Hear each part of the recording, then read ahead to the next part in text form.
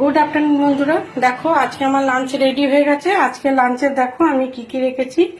লাঞ্চে আছে গরম গরম সাদা ভাত, এখানে হচ্ছে ঘি করলা ভাজা বা কাঁকরোল ভাজা, এখানে করেছি বেগুন ভাজা, এখানে করেছি মূলো দিয়ে মুসুরির ডাল। এটা আমি পাতে উঠাইনি কারণ আমি নিরামিষ খাই, তাই এটা ধনে পাতা আর মূলো দিয়ে করেছি মুসুরির ডাল।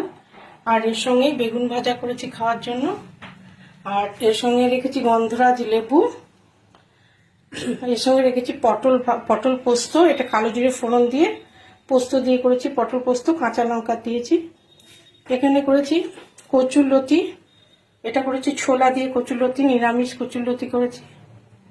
এখানে করেছি পেঁয়াজ রসুন দিয়ে কচুরলতি, এটা ছোলা দিয়ে নি পেঁয়াজ রসুন দিয়ে করেছি। এই হচ্ছে আজকে আমার লাঞ্চের মেনু।